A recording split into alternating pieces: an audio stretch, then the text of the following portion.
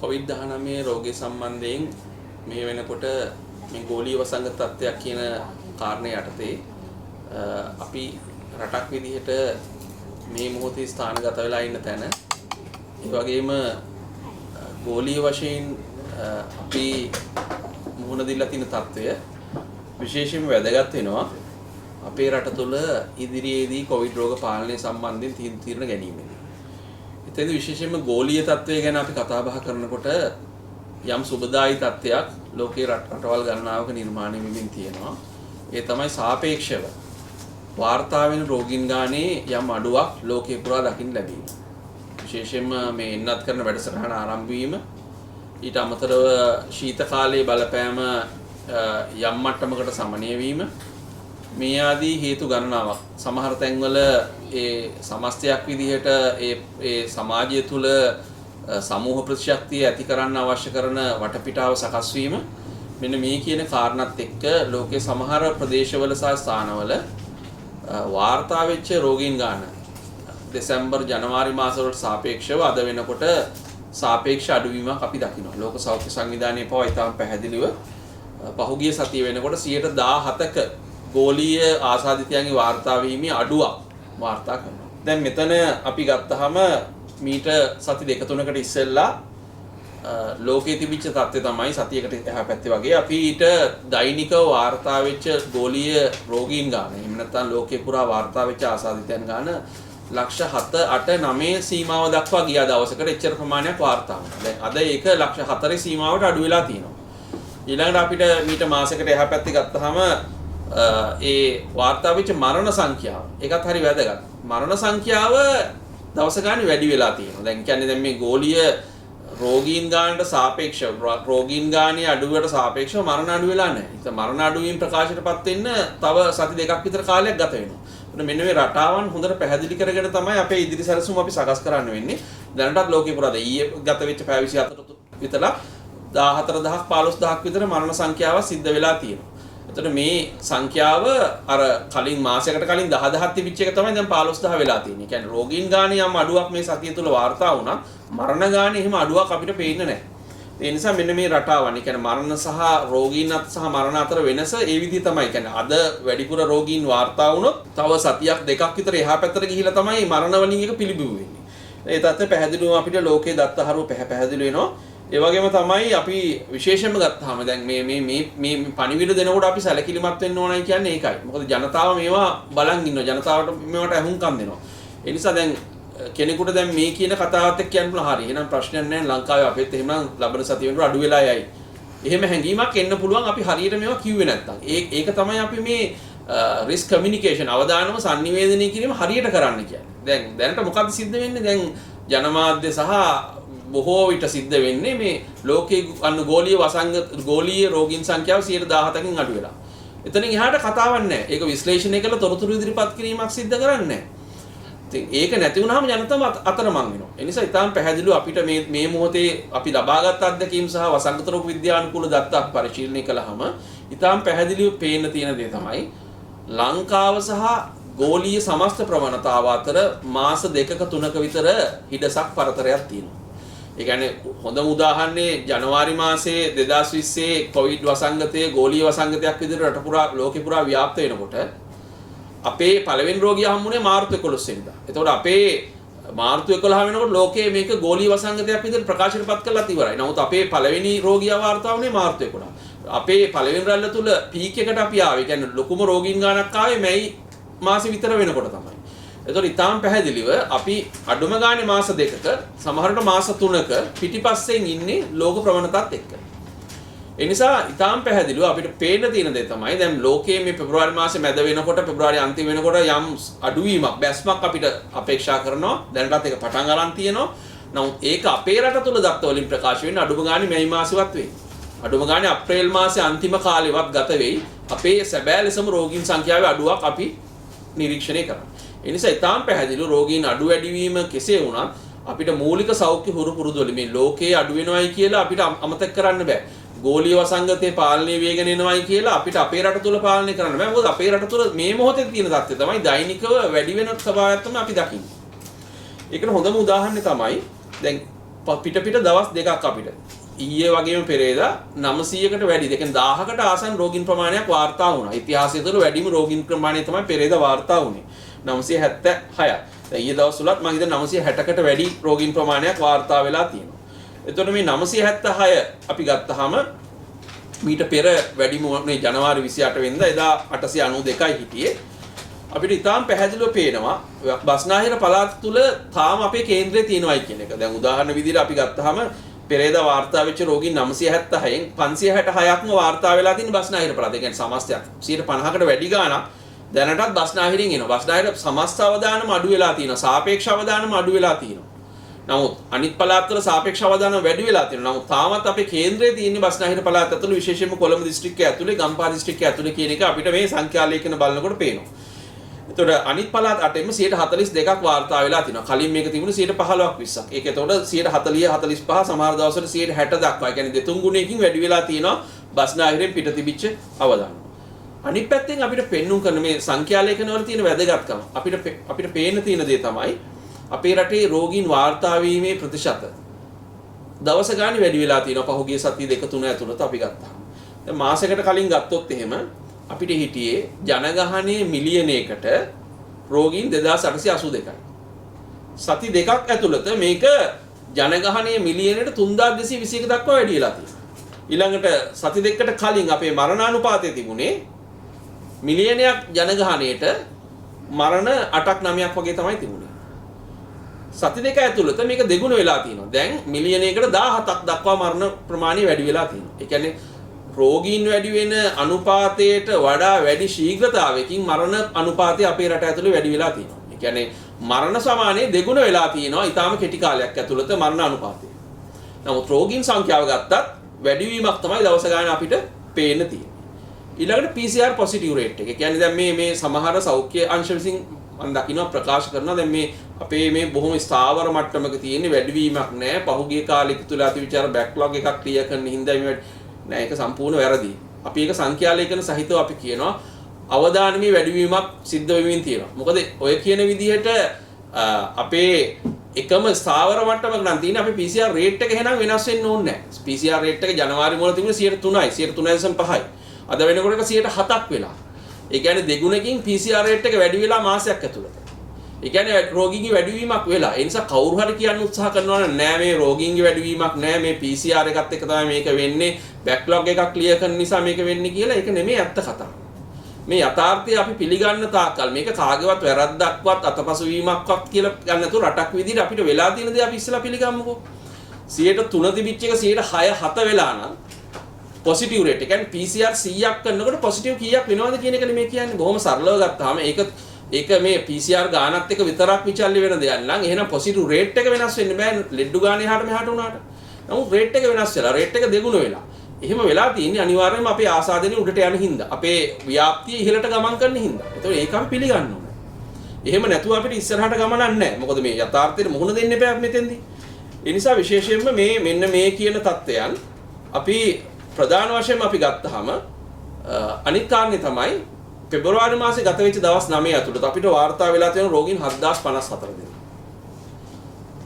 දවස් 9ට රෝගීන් 7054ක්. ඒ කියන්නේ ඇවරේජ් එක ගත්තොත් 784ක් දවසකට.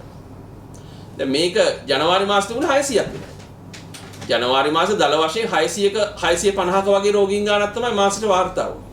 දැන් මේක දැන් ජනවාරි මාසේ ගත කළ පෙබරවාරි සතියක් යනකොට 784 වෙලා. ඒ කියන්නේ රෝගීන්ගේ වැඩිවීමක් නෙමෙයි දවසකට වාර්තා වෙන රෝගීන් ගාන වැඩි වෙනවා, පොසිටිව් රේට් එක වැඩි වෙනවා, මරණ අනුපාතය වැඩි වෙනවා, රෝගීන් වාර්තා වීමේ අනුපාතය වැඩි වෙනවා. එහෙමනම් කොහොමද කියන්නේ මේ අපේ ස්ථාවරව තියෙනවා කියලා. ඒ නිසා ඊටාම් පැහැදිලිව මෙන්න මේ කියන කාරණා අපි තේරුම් ගන්න ඕනේ. දැන් ඊයේ දවස් තුල 955ක් වාර්තා වෙලා තිනවා. එතකොට ඒකෙත් පොසිටිව් රේට් එක ඊටාම් විශාල අගයක පොසිටිව් රේට් එකක් අපි දකිනවා. ඒතර සමස්තයක් විදිහට වාර්තා වෙලා තියෙන රෝගීන් ගාන 72000කට වැඩි වෙලා තිනවා. දැන් අද උදේ වෙනකොට ඊයේ සුවයල 591ක් එක්ක 65644 කියන්නේ 90කට වැඩි එහා පැත්තේ 91ක විතර ප්‍රමාණයක් සුව කරලා ගෙදර යවන්න අපිට පුළුවන් වෙලා තියෙනවා. ඒතකොට අපේ ඇක්ටිව් කේසස් ගාන නැවත වටේකින් ආයි වැඩි වෙලා තියෙනවා. දැන් අපි එක්තරා මොහොතක අපි මේක 6000ට අඩු මට්ටමට අපිට ගේන්න පුළුවන් වුණා. නැවත 7000 සීමාව කරා ඊයේ වෙනකොට. ඒ කියන්නේ සුව කරලා ගෙදර යවන්න ප්‍රමාණය අඩු වෙලා අපිට වාර්තා වෙන රෝගීන් ගන්න වැඩි වුණොත් අනිවාර්යෙන් අපේ පද්ධතියට ඒ ටික එකතු වෙනවා. ඒ නිසා මේ වෙනකොට 6743ක් විතර, කියන්නේ 7000කට කිට්ටු ගන්න ඇක්ටිව් කේසස් විදිහට තියෙනවා. ඒ වගේ මරණ අනුපාතය තාමත් අපි මේ මොන දේ කිව්වත් තාමත් සාපේක්ෂව අනිත් රටවල් වලට සාපේක්ෂව අපි අඩු මට්ටමක මරණ පවත්වාගෙන යන්න පුළුවන්. ඊයේ වාර්තා වෙච්ච මරණ පහත් එක 375ක් තියෙන්නේ. ඒකෙදි විශේෂයෙන් අපි කාරණා දෙකක් ගැන කිව්වා. එකයි අඩු වයසින් මරණයටපත් වීම සම්බන්ධයෙන් වෙනදට සාපේක්ෂව ඇති වෙලා තියෙන අවදානම. විශේෂයෙන් 70ට අඩු පිරිස් අතර මරණ වැඩිපුර සිද්ධ වෙන්න තියෙන අවදානම. ඒ වගේම බස්නාහිර පළාතෙන් පිට මරණ වැඩියෙන් වාර්තා වෙන ස්වභාවය අපේ විශේෂ අවධානයට යොමු කරන්න ඕනේ. එතකොට මෙන්න මේ කියන යථාර්ථයට මේ කියන අවදානම හරියට sannivedana වීම ජනතාවට වුණොත් තමයි ජනතාව වගකීම් සහගතව හැසිරෙන්නේ. නමුත් අපිට කනගාටුවට කාරණේ තමයි සෞඛ්‍ය බලධාරීන් මේ සමන්ගේ සැබෑ වගකීම් ඉෂ්ට කරන්නේ නැතුව අපි උත්සාහ කරමින් ඉන්නවා විවිධ කාරණා ජනතාව ඉස්සරහා ජනතාවට ඉදිරිපත් කරන්න. පළවෙනි එක තමයි සමාජ ව්‍යාප්තියක් නැහැ කියන කතාව. දැන් මේක විහිළුවක් බවට පත් වෙලානේ. දැන් මම දැක ඊයේ එක ජනමාධ්‍යයක් වාර්තා කරනවා ඊයේ දවසේ රෝගීන් 955ක් වාර්තා වුණා. ඒ සියලු දෙනාම පෑලියගොඩ පොකුරේ සමීප ආශ්‍රිතයන් කියලා. දැන් මේවා විහිළුනේ. දැන් මේ විහිළු සපයන්න එපා. මොකද මේ අපි කියන ප්‍රකාශ කරේ ජනතාවගේ විශ්වාසය තමයි බිඳ වැටෙන්නේ. ඒ නිසා කරුණාකරලා කියනවා ඇත්ත කියන්න ජනතාවට. සමාජ ව්‍යාප්තියක් නැහැ කියන දැන් මේ රටේම ඉන්න මේ ශේෂ්ත්‍රය පිළිබඳ විශේෂඥයන් එළියට ඇවිල්ලා කිව්වනේ සමාජ ව්‍යාප්තිය පටන් අරන් තියෙන්නේ කියලා. ඒතකොට ඒක තාම නැහැයි කියන්නේ මොන හේතුවක් හින්දාද? ඊළඟට රෝගීන්ගේ වැඩිවීමක් නැහැයි කියලා පෙන්눔 කරන්න උත්සාහ කරනවා. ඒක මම පෙන්නුවා ඇත්තටම රෝගීන්ගේ වැඩිවීමක් තියෙනවායි කියලා. ඊළඟට ඊයේ දවස් මම දැක්ක මේ නව ප්‍රභේද ඇවිල්ලා නැහැ. එකම ප්‍රභේදය තමයි ව්‍යාප්ත වෙන්නේ. ඒක අපි පිළිගන්න වෙනවා. මොකද එතන තමයි පරීක්ෂණ සිද්ධ වෙන්නේ. නමුත් ඒ තියෙන ප්‍රභේදේ භයානක නැහැයි කියන එක. ඒතකොට දැන් මේ භයානකද නැද්ද කියන එක ගැන අපිට සංඛ්‍යාලයකට තිබුණ නැහැ. නමුත් අපි මේ ඔය පරීක්ෂණ කණ්ඩායම විසින්ම තමයි රටට කිව්වේ මේක ශීඝ්‍ර ව්‍යාප්තියක් සහිත ප්‍රභේදයක් කියලා. දැන් ඒයම කියනවා නම් මේක ව්‍යාප්තිය එහෙම නැහැ ප්‍රශ්නයක් නැහැයි කියලා ජනතාව තමයි අතරමං වෙන්නේ. දැන් එහෙමනම් ඉස්සෙල්ලා බොරුද කිව්වේ. සෞඛ්‍ය ලේකම්තුමාම ඇවිල්ලා කිව්වනේ මේ වෛරසය මේ අලුතෙන් ඇවිල්ලා තියෙන මේ පෑලීගොඩ මිනුවන්ගොඩ පොකුරු ආශ්‍රිතව ඇවිල්ලා තියෙන වෛරසය කලින් එක පාටිකල් එක්ක වෛරස් අංශු ලක්ෂයක් තිබුණා නම් ඒක දැන් මිලියන ගාණක් දක්වා වැඩි වෙලා කියලා. ඒත් ඔය විශේෂඥයන් දුන්න උපදෙස් මත තමයි ඒ කියපු කාරණා මත තමයි සෞඛ්‍ය ලේකම්තුමා සෞඛ්‍ය සේවා අධ්‍යක්ෂ ජෙනරාල්තුමා ජනතාවට ඒක කිව්වේ. ඒත් දැන් ආයි කියනවා නම් මේක ව්‍යාප්තිය පිළිබඳ ප්‍රශ්නයක් නැහැ. ශීඝ්‍ර ව්‍යාප්තියක් ඇති වෙන්නේ නැහැයි කියලා. ඒතර ජනතාව බලන මොකද්ද? මේ මාස 3කට කලින් කියපු කතාව මොකද්ද? දැන් කියන කතාව මොකද්ද කියලා. ඒ නිසා මේ වල වෙනස මොකද්ද කියන එක හරි විදිහට sannivedanaya කරන්න ජනතාවට. කියන්නේ මේ හැම එකක්ම සාපේක්ෂයිනේ. ඒතර අපිට එංගලන්තේ දැන් ව්‍යාප්ත වෙන ප්‍රභේදයට සාපේක්ෂව අපේ ප්‍රභේදයේ ශීඝ්‍ර ව්‍යාප්තියක් නැහැ කිව්වනම් හරි. නමුත් දැන් මේ ලංකාවේ යන ප්‍රභේදයේ ව්‍යාප්තිය ශීඝ්‍ර නැහැ කියලා කිව්වහම එතකොට මේ හැමදේම සාපේක්ෂ කියන தත්ත්වයට ජනතාව අතරමං වෙනවා. ඒ නිසා අවදානම sannivedanaya කිරීමේදී මේ සාපේක්ෂව බලලා මේ ඇත්ත தත්ත්වය හරියට sannivedanaya කරන්න. එහෙම නැති වුණොත් ජනතාව බලන මාස 3කට කලින් මෙහෙම එකක් කිව්වා. දැන් අද මෙහෙම එකක් කියනවා. ඒ தත්ත්වය තරම් හොඳ තත්ත්වයක් නෙවෙයි, සුබදායී තත්ත්වයක් නෙවෙයි අපේ පද්ධතිය ඉස්සරහට ගෙනියන්නේ. ඊළඟට මතුවලා තියෙන කාරණේ තමයි සෞඛ්‍ය අංශ වලින් සහ විවිධ බලධාරීන්ගේ ප්‍රකාශයටපත් වෙනවා මේ එන්නතත් එක්ක කතාව. දැන් ජනතාව අතර මතයක් ගෙනියනවා එන්නත දෙනවා ප්‍රශ්න 100%ක් විසඳෙනවා කියලා. ඒතර එන්නත නිසා සියලුම දේ හරියනවායි කියන වැරදි විශ්වාසයක් ජනතාව අතර ඇති කිරීම ඉතාම භයානකයි. අපි ඉතාම පැහැදිලිව රජ වෛද්‍යාරික සංඝ විදිහට මේක දෙකටම කිව්වා. එන්නත දෙන්න ඕන, එන්නත පුළුවන් තරම් ඉක්මනට ගෙන්නගෙන දෙන්න ඕන, ගුණාත්මක ඵලදායී එන්නතක් ගෙහලා දෙන්න, ආරක්ෂිත එන්නතක් දෙන්න ඕන. ඒ සියල්ල හරි. එන්නත සඳහා තියෙන ප්‍රමුඛතාව අපි හැමදාම අවධාරණය කරලා තියෙනවා.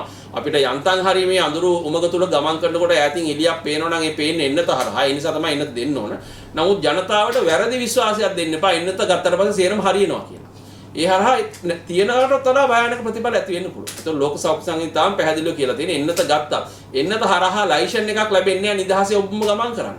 ඔබට දෙන බලපත්‍රයක් නෙමෙයි එන්නත ලබා දෙනවයි කියන්නේ. ඔබට අවශ්‍ය විදිහට හැසිරෙන්න දෙන බලපත්‍රයක් නෙමෙයි එන්නත කියන්නේ. නමුත් මේ සෞඛ්‍ය බලධාරීන්ගෙන් සහ තවත් සමහර දේශපාලන බලධාරීන්ගෙන් ප්‍රකාශයන් හරහා රටට කියවෙන පණිවිඩය තමයි අපි මැයි වෙනකොට වේත දීලා ඉවර කරනවා ඊට පස්සේ කිසි ප්‍රශ්නයක් නැහැ කියලා. ඒක සම්පූර්ණ වැරදි තියෙන තත්ත්වය තව අවුල් කරන්න භයානක කරන්න හේතු වෙන්න පුළුවන්. ඒ නිසා මේ sannivedanaya කිරීමේදී මේ කියන කාරණා ඊටාම නිවැරදිව ජනතාවට sannivedanaya කිරීම වැදගත් වෙනවා. මොකද අපි මේ කතා කරන මොහොතේ සමස්තයක් විදිහට රටේ පරිපාලන දිස්ත්‍රික්ක 25න් 20කම අප්වර්ඩ් ට්‍රෙන්ඩ් එකක් තියාගෙන තමයි අපි මේ කතා කරන්නේ. ඒ කියන්නේ දවස ගාන රෝගීන් ගාන වැඩි වෙන ට්‍රෙන්ඩ් එකක් තමයි රටාවක් තමයි පරිපාලන දිස්ත්‍රික්ක 25න් 20කම තියෙන්නේ. දෙසැම්බර් වලට සාපේක්ෂව ජනවාරි වල. එතකොට දැන් පෙබරවාරි වල තත්ත්වය තව දරුණු වෙලා.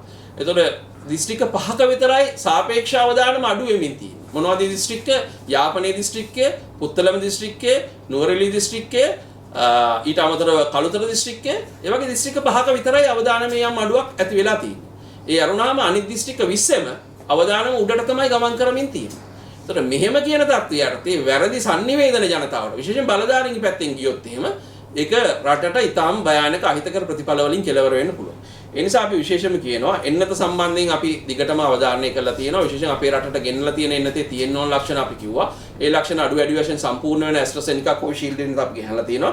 ඒතර අපිට වඩා සතුටුදායක ආරංචි කිහිපයක් පහුගිය කාලය තුල ලැබුණා. විශේෂයෙන් ඊයේ පෙරේදා වෙනකොට මේ AstraZeneca එන්නත සම්බන්ධයෙන් විශේෂයෙන් වයස් කාණ්ඩ වලින් තොරව මේක දෙන්න පුළුවන් කියන කාරණේ ගැන ලෝක සෞඛ්‍ය සංවිධාන නිර්දේශ ඇවිල්ලා තිනවා. අතුරු ආබාධ ඊටාම අවම එන්නතක් බව දවස ගානේ තහවුරු වෙමින් යනවා AstraZeneca එන්නත. ඒ වගේ අපිට දැරිය හැකි මිලකට දැන් තව ඇනෝම් කරලා ගෙන්න ගන්න පුළුවන් මිලකට මේක එන්නත ගන්න පුළුවන් කියන එක. ඒ වගේ අපිට අපේ පද්ධතිය ඇතුළේ කළමනාකරණය කරන්න පුළුවන් එන්නතක් බවට මේක තහවුරු වෙමින් තියෙනවා. ඉතින් මේ කියන සාධකත් එක්ක ලෝක සෞඛ්‍ය සංවිධානයේ හදිසි අනුමැතිය සමස්තයක් විදිහට ලෝකේ පුරා පාවිච්චි කිරීම සඳහා AstraZeneca එන්නත සඳහා මේ වෙනකොට ලැබෙමින් තියෙනවා. එන්නේ කියන කාරණාත් එක්ක අපි විශේෂයෙන්ම බලාපොරොත්තු වෙනවා ඉදිරියේදී දැන් තව මිලියන 3ක විතර ඩෝසස් ප්‍රමාණයක් ලංකාවට එන්න නියමිතයි AstraZeneca එන්නතේ. අවදානම් කණ්ඩායම හරියට හඳුනගෙන ඒ අය සඳහා මේ එන්නත ලබා දීම සඳහා ප්‍රමුඛතාවක් ගත යුතුයි. මොකද දැනට අපේ ප්‍රධානම අවදානම් කණ්ඩායම තමයි වැඩිහිටි ජනගහනය. වැඩිහිටි ජනගහනය අතරින් තමයි මරණ වැඩිම ප්‍රමාණයක් සිද්ධ වෙන්නේ. ඒකට කොවිඩ් වල අපි හැමදාම කියනවා වගේ මරණ සහ සංකූලතා කියන සාධක දෙක කොවිඩ් වලින් ඈත් කළොත් එහෙම අපිට ඉතුරු වෙන්නේ හෙම්බිරිස කැස්සක්.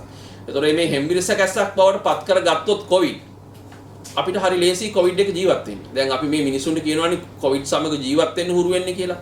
ඒක සමහර වෙලාවට විහිළුවක්. ඒ කියන්නේ මේ මාරාන්තික රෝගයක් එක්ක සාමාන්‍ය විදිහට අපිට ගත කරන්න බෑනේ. නමුත් මේ මාරාන්තික කියන සාධකය අපිට ඉවත් කරන්න පුළුවන් වුණොත් ඒක කරන්න පුළුවන් වෙන්නේ එන්නත හරහා නම් ඒක එන්නත ඉක්මනට ගෙන්නන්න කියන එක අපි කියනවා. ඒ නිසා ඒ කියන කාරණාත් එක්ක හෙම්බිරිස කැස්සක් බවට මේක පත් කරගන්න ඒ හරහා ජනතාවට කොවිඩ් එක ජීවත් වෙන එක මූලික සෞඛ්‍ය හුරුපුරුදු සමග ගත කරමින් ජීවත් වෙන එක තහවුරු කිරීම සඳහා එන්නත් මේ 60ට වැඩි ජනගහනයට වගේම ඊට අමතරව ඉන්න අවදානම් කණ්ඩායම වලට හැකි ඉක්මනින් ලබා දෙන්න ඕන. ඒ සඳහා දැනට යන වැඩ පිළිවෙල වඩා කාර්යක්ෂම කරලා ඒ ඉලක්ක සපුරා ගැනීම සඳහා අපි වැඩ පිළිවෙලක් ආරම්භ කළ යුතුයි කියලා අපි විශ්වාස කරනවා. වෛද්‍යතුමා දැන් ඊයේ දවසේ ගම්පහ යම් විනාශක තත්ත්වයක් ඇති වුණා. මේ තත්ත්වය කොහොමද විග්‍රහ කරගන්නේ? ඔව් මම හිතන්නේ අපි අපේ ප්‍රධාන අවධානම බදුල්ලට යොමු වෙලා තිබිච්ච දවස් කිහිපයක් ගත කළේ. බදුල්ල දිස්ත්‍රික්කය තුළ විශාල අවධානමක් තාමත් ඒ අවධානම පහ වෙලා නැහැ. ඒකට ප්‍රධානම හේතුව තමයි මේ PCR පරීක්ෂණ වල ප්‍රතිඵල ප්‍රමාද වීම. දැන් ඊයේ පෙරේද වෙනකොටත් අපිට වාර්තා වුණා සතිය පරක් වෙලා තමයි අති බහුතරයක් වෙච්ච PCR සාම්පල් එන්නේ. දැන් ජනමාධ්‍ය වාර්තා කළා මේ මොහොත වෙනකොට PCR ගොඩ ගැහිලා තියෙනවා රසායනාගාර තුල ලංකාවේ 8000ක් 10000ක් විතර ප්‍රමාණයක්. මේ සමහර ඒවා සතියකට එහා පැත්තේ. ඒතකොට මේ පිළුණු වෙච්ච දත් එක්ක එන පිළුණු වෙච්ච ප්‍රතිඵල අරගෙන අපි කොහොමද රටක් විදිහට ඉස්සරහට යන්නේ? ඒ කියන්නේ සතියකට කලින් නම් PCR අරන් තියෙන්නේ. අද නම් ප්‍රතිඵල එන්නේ. දැන් වෙන්න ඕන හරිය වෙලා ඉවරයිනේ. ව්‍යාප්ත කරන අය ව්‍යාප්ත කරලා ඉවරයි. හොඳ වෙන අය හොඳ වෙලා ඉවරයි. දැන් ප්‍රතිඵල ආවට පස්සේ අපි දවස් 3කට ඒ අයව ගාල් කරනවා කොහේ හරි මධ්‍යස්ථානෙ. ඒක හොඳ තත්ත්වයක් නෙමෙයිනේ. ඒ නිසා මේ PCR ප්‍රමාදය වළක්වා ගැනීම සඳහා වැඩ පිළිවෙලක් අපි යන්න ඕන. ඒකේ ප්‍රතිඵල විදියට තමයි ගම්පහත් මේ අවදානම් තත්ත්ව අපිට අර පාලනය කර නොහැකි මට්ටමට මේක ව්‍යාප්තිය කරා යන්න පුළුවන්. දැන් ගම්පහ දිස්ත්‍රික්කයේ තුලත් විශේෂයෙන් ගම්පහ නගරය ආශ්‍රිතව ලොකු අවදානම් තත්ත්වයක් ඊ වෙනකොට අපිට දකින්න ලැබුණා. මේ දැන් අපි බලන්න ඕන දේ තමයි මේ සමහර ඒවා රැපිඩ් ඇන්ටිජන් ටෙස්ට් එක නම් අපි ඒවලේ ප්‍රතිඵල ගන්නවා. නමුත් PCR සමහර ප්‍රතිඵල පරක් වෙලා තමයි අපිට අවිල්ලා තියෙන්නේ. ඒතකොට සතියකට කලින් ගන්න තෝරන තියෙන දැන් ගන්නකොට ව්‍යාප්තිය වෙලා ඉවරයි.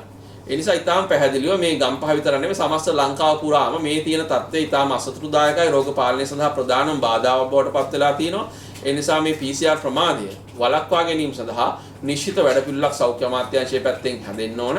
ඒ සඳහා ඒ අධ්‍යක්ෂකවරුන් ඇතුළේ කණ්ඩායම එකතු වෙලා තාක්ෂණිකව හරි තීන්දුව අරගෙන ඉදිරියට ගමන් කළොත් මම හිතන්නේ අපිට රෝග පාලනය සම්බන්ධ යම් සුබදායී තත්ත්වයකට එන්න පුළුවන් වෙයි. එහෙම නැති වුණොත් මේ තියෙන ප්‍රමාදයන් මේ විදිහටම තියාගෙන අපිට ඉස්සරහට යන්න රටක් විදිහට බැරි වෙයි කියන එක තමයි අපි විශ්වාස කරන්නේ. ඒ නිසා ගම්පහ දිස්ත්‍රික්කය තුලත් මේ විශේෂයෙන් ගම්පහ නගරය තුල අද දවස් දැන් PCR පරීක්ෂණ තව 1000ක් වගේ ප්‍රමාණයක් කරන්න නියමිතයි.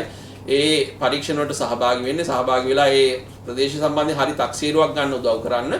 ඒ හරහා මේ ප්‍රදේශ සම්බන්ධයෙන් කාර්යක්ෂම තීන්දුව తీරන ගන්න. දැන් මම දැක්ක ඊයේ දවස් තුල නගරයේ සැලකිය යුතු ප්‍රමාණයක් වැහිලා තිබුණා. ඒතකොට තව මේක ව්‍යාප්ත කරනවාද නැත්නම් මෙතනින් ඉවර කරනවාද ඒ සේරම තීරණ ගන්න අද දවසේ එන ප්‍රතිඵලත් එක්ක. ඒතකොට මේ ප්‍රතිඵලත් සතියක් පරක් වෙලා එනවා. ඉතින් ගම්පහ දිස්ත්‍රික්කය සම්බන්ධයෙන් නැවත අර අධ්‍යවදාන තත්යකට තමයි ගමන් කරන්නේ. ඉතින් එහෙම නැති වෙන්න නම් මේ කරන පරීක්ෂණ ටිකේ ප්‍රතිඵල ඊටාම කඩිනමින් අපිට ඉදිරිපත් වෙන්න ඕන. එහෙම නැති වුණොත් මේ තියෙන අවදානම ගම්පහ විතරක් නෙමෙයි රට පුරාම වැඩි වෙන්න පුළුවන්. ඔයත්තුමනේ අද 11 වෙනිදා තව දවස් 3කින් ආදරවන්තයෙක් දිනය තියෙනවා. එතකොට දැන් මේ ගැන බොහෝ සාකච්ඡා කරලා අපි දකින සමාජ මාධ්‍ය තුල නොඑක් ආදරවන්තයෙක් දිනයට සඳහා උත්සව නොඑක් ඉවෙන්ට් සංවිධානය කරන මේක தත්ත්වය බරපතලයි නේද මේකට යම් මෙහෙම තත්ත්වයකට ගියොත්. ඔව් මම හිතන්නේ අපි රජ්‍ය වෛද්‍යාලය සංගමයේ තමයි මේ කාරණේ සම්බන්ධයෙන් මුලින්ම අවධානය යොමු කළේ. මම හිතන්නේ අපි ගිය සෙනසුරාදා තමයි ජනමාධ්‍යට මුලින්ම මේ අනතුරු අගයම කළේ රටට බලධාරීන්ට. මේ මොකද අපි මේ අවස්ථා මේ විවාහ මංගල උත්සව වෙන්න පුළුවන්, සෙනග එකතු කරලා කරන ප්‍රිය සංഭാෂණ වෙන්න පුළුවන්. ඒ හැමතැනක්ම අපි නිරීක්ෂණය කරලා තියෙනවා අර සුපර් ස්ප්‍රෙඩිං ඉවෙන්ට්ස්. එහෙම නැත්නම් අධි ව්‍යාප්තියක් කරා ගමන් කිරීම සඳහා ඉඩකඩ තියෙන අවස්ථා. ඒතකොට මේවා සෞඛ්‍ය උපදෙස් වලට පිටින් පවත්වන එක රටක් විදිහට ඉතාම භයානක තැනකට තමයි සමස්ත රටම ගමන් කරමින් තියෙන්නේ. මේ සමහර දේවල් අත්‍යවශ්‍ය දේවල් නෙමෙයි. දැන් උදාහරණ විදිහට වැලන්ටයින් දිනේ කියන්නේ අපේ සංස්කෘතිය ඇතුලේ අපේ ආහාර පද්ධතිය ඇතුලේ තියෙන කාරණයක් නෙමෙයි. එතකොට අපිට වළක්වා ගන්න බැරි දේවල් තියෙනවා, අපිට කල් දාන්න පුළුවන් දේවල් තියෙනවා, අපිට නතර කළ යුතු දේවල් තියෙනවා. ඒ නිසා බලධාරීන් විදිහට යෝජනා කළේ බලධාරීන්ට මෙතකොට මේ සම්බන්ධයෙන් ක්‍රියාත්මක වෙන්නේ. එතකොට මේ සමහර ඒවා කිසිදු නියාමනයකින් තොරව සමහර ඒවා මත්ද්‍රව්‍ය පව පාවිච්චි කරමින් සංචාරක හෝටල් ආශ්‍රිතව විවිධ ලංකාව විවිධ තැන්. දැන් මේ කලින් නම් මේවා තිබුණේ කොළඹ විතරයි මේ රැල්ල තිබුණේ. නමුත් දැන් අද වෙනකොට ගමද නගරද කියලා ભેදයක් නැතුව උසස් තරු පහේ හෝටලේද නැත්නම් තරු නැති හෝටලේද කියලා ભેදයක් නැතුව මේක රට පුරාම ක්‍රියාත්මක වෙනවා. ඒ නිසා තමයි මම දැන් පොලිස් මාධ්‍ය ප්‍රකාශකතුමා අපේ ඒ ප්‍රකාශයෙන් පස්සේ මේ සම්බන්ධයෙන් තාම දැඩි ක්‍රියාමාර්ග ගන්නවා. මේ කිසිදු උත්සව ඒ වගේ පවත්වන්න දෙන්නේ නැහැ සැමරීමක් කියන එක කිව්වා. ඒක හොඳයි. නමුත් ඒවා වචන වලට සීමා නොවි රට පුරා මේ සම්බන්ධයෙන් නිසි නියාමනයක් සහිතව කටයුතු සිදු ඉතාම වැදගත්. ඒ වගේම මේ සංචාරක මධ්‍යස්ථාන සහ මේ හෝටල් අයිතිකාරයන්ටත් ලොකු වගකීමක් තියෙනවා. يعني Tamanට මුදලක් මේකෙදි හම්බ වෙනවා තමයි. නමුත් මේ හරහා රටට වෙන්න යන හානිය, කියන්නේ මේ සෞඛ්‍ය උපදෙස් වලින් තොරව මාර්ගෝපදේශ වලින් තොරව ඔහේ මේ පවත්තන්න යනවා නම් මේ සම්බන්ධයෙන් සෞඛ්‍ය වෛද්‍යධාරීවරයාගෙන් ප්‍රදේශීය අවසර ගන්න එක, මහජන සෞඛ්‍ය පරීක්ෂකවරුන් දැනුම් දෙන එක, පොලිසියට දැනුම් දෙන එක ඊටාම දැඩි වගකීම් සහගතව කළ යුතු කටයුත්තක් වෙනවා. මොකද මේ නිරෝධායන නීතිය යටතේ මේ සියලු දෙනාම වැරදිකාරයෝ වෙනවා. ඒ කියන්නේ මේ පරිශ්‍රය අයිති කෙනත් වැරද්දක් කළා වෙනවා මෙතන නීතිය කැඩුවොත් එහෙම. ඒ නිසා ඊටාම පැහැදිලිව පොලිස් මාධ්‍ය ප්‍රකාශකතුමා ප්‍රකාශ කර පරිදිම සෞඛ්‍ය අමාත්‍යාංශයත් මේකේ වගකීමක් තියෙනවා. ඒ සියලු දෙනා එකතු වෙලා මේ සම්බන්ධයෙන් හරි නියාමනයක් සහිතව මේ කටයුතු සිද්ධ විය යුතුයි. එහෙම නැති වුණොත් එහෙම රටක් විදියට අපිට ඊටාම නරක තැනකට තමයි ගමන් කරන්න වෙන්නේ කියන එක මතක් කරන්න ඕනේ. ડોક્ટર මේ ඊයේ දවසේදී කවුද මේ තිස්සතාර එතුමා කිව්වා දැන් හරි කියන්න කියලා මේක සමාජගත වෙලා තියෙනවා කියලා. ඒ සම්බන්ධව තුමාගේ මතය මොකක්ද? ඒක තමයි මම අර කිව්වේ. දැන් තිස්සතාරණ කියන්නේ අපි හැමෝම පිළිගන්න වෛරස් ભેදය පිළිබඳ ලංකාවේ ඉන්න ජ්‍යෙෂ්ඨතම මහාචාර්යවරයා. ඒතර එතුමාගේ කටින්ම එතුමා අනිත් ආණ්ඩු පක්ෂයේ മന്ത്രിවරයෙක්. ඒතර එතුමාගේ කටින්ම කියවෙනවනේ සමාජ ව්‍යාප්තිය ආරම්භ වෙලා තියෙනවායි කියලා. මම දන්නේ මොන හේතුවක් හින්දා වසංගත රෝග විද්‍යාංශයේ මේ විදිහට ඉන්නවද කියලා. ඉතින් මේ ඇත්ත කියන්න නැතුව මේ ප්‍රශ්නේ ඉස්සරහට යන්න බෑ. වෛද්‍යතුමා දැන් ඊයේ දවසේදී මේ අගමැතිතුමාත් කිව්වා මේ කොවිඩ් මරණ සඳහා මේ ආදාහනට අවස්ථාව දෙනවා කියලා. මේ පිළිබඳව ඔබතුමාලගේ මතය මොකක්ද? ඔව් අපේ මතය ඊටාම පැහැදිලි. අපි ඊටාම නිර්වුල්ව මේ සම්බන්ධයෙන් කියලා තියෙනවා. මේ මතය දේශපාලනික කාරණයක් නොවේ කියන එක අපි ඊටාම පැහැදිලිව කිව්ව ආරම්භයේදී. ඒක කිසිදු අබ්මල් රේණුවක වෙනස් වෙලා නැහැ. මේක අවසානයේ තාක්ෂණික තීරණයක් තමයි එන්න ඕන කියන එක අපි ඊටාම පැහැදිලිව කිව්වා. ඒක වෙනස් වෙලා නැහැ. ඒ නිසා මම දන්නේ ඊයේ අගමැතිතුමාගේ පාර්ලිමේන්තුවේ කියවිච්ච ප්‍රකාශ සම්බන්ධයෙන් දැන් සෞඛ්‍ය අමාත්‍යාංශය මොන වගේ සාවරයක්ද දක්වන්නේ? ඒතකොට මම හිතන්නේ අගමැතිතුමා එහෙම කටට එනවට එහෙම කියන්නේ නැහැ නේ. මේ සාක්ෂණික මොන හරි ඒ ලැබිච්ච උපදෙස් මත තමයි මෙහෙම කියලා ඇත්තේ. ඒ නිසා විශේෂයෙන්ම අපි දිගටම අවධානය කරපු දේ තමයි මෙතෙන්දී අපිට විසඳුම් උත්තර තුනයිනේ අපි දැක්කේ. එක්කෝ අපිට මේ මොහොතේ කවුරු හරි අහුවොත් මේ මොහොතේ වඩා ආරක්ෂිත ක්‍රමය මොකක්ද කියලා ආදාහනය කරන එක තමයි ලෝකයෙන් පිළිගත්ත ක්‍රමවේදය. ඒ කියන්නේ මේක අවදානම ශුන්‍ය කළා සුරක්ෂිතව මේක කරන්නේ කොහොමද කියලා කවුරු හරි අහුවොත් එහෙම ඒක හරි ලේසි ප්‍රශ්නයක්. මොකද උත්තරේ තමයි ආදාහනය විතරයි කරන්න පුළුවන්. නමුත් අපි මේ කොවිඩ් වලදී කටයුතු කරලා තියෙන ආකාරය බැලුවම ලෝකේ පුරාම යම් අවදානමක් අරගෙන වැඩ කරලා තියෙනවා. නමුත් ඒ අවදානම තාක්ෂණිකව හරි ඇගීමට ලක් කරලා තමයි ගන්න ඕනේ.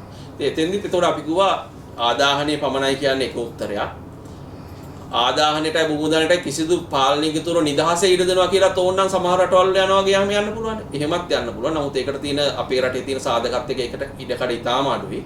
තුන්වෙනි එක තමයි ආදාහනය තමයි හොඳම දේ.